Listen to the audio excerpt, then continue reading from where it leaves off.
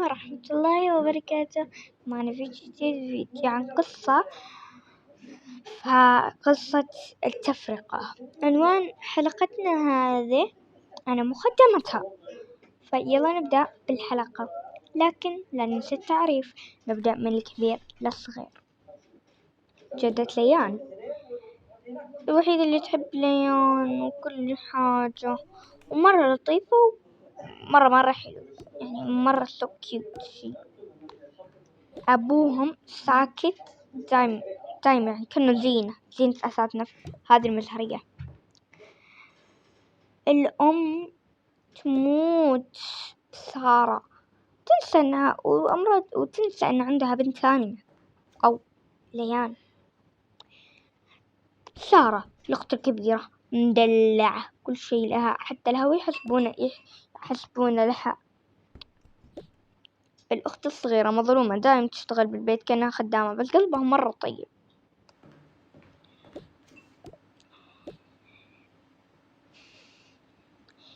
ليان قومي سوي الفطور لأختك سارة، لا تنامين وهي ما مو بفطرة.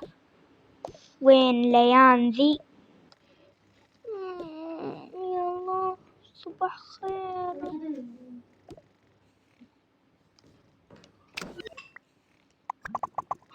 هذول الحقيرات نايمين بسريري مو بالكنبة. شو من يتكلم؟ أم حواجب شيبة، عسى تقومهم تضربهم.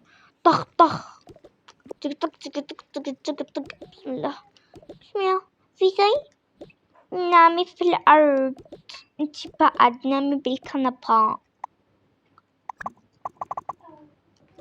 وتشا يعني انت رجعت تقول ليان قومي سوي فطور لأختك سارة، لا تنامين وهي مو بفاطرة.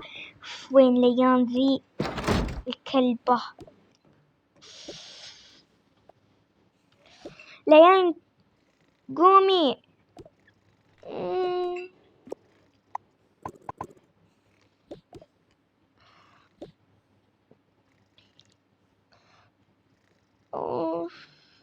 خليني أغسل عيوني ماما دقيقة.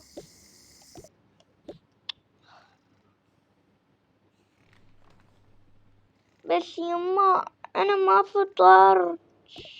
تعال تصفق بالطاولة. طون. ما عليك، أختك سارة تعبت البارح، كانت تسوي أظافرها وإنتي بس نايمة. طيب نعجز الفطور، خلنا نجيب البيض. لا تكثري بيض، أخاف يتوازن. أوكي 3 بيضات، وأصلا مولك بس انتي الماما بعد.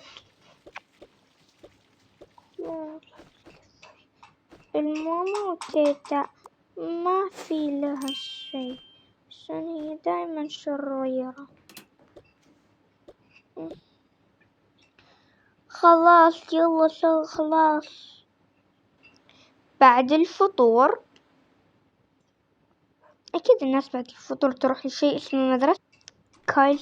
اعتبر إنها الأطفال ما في يعني لبس مهم لهم، فهم عادي لأنه الأطفال ما يرتاحون واجد، يعني ما يرتاحون بملابس كذا، ما يرتاحون في ملابس، لأنه في نوع من الملابس ما يريح الأطفال، لكن هذول كل شي يلبسونه. فهمتوا؟ أنتي أخت سارة؟ مستحيل، أنتي دايم سنة وتعبانة، وهي ملكة.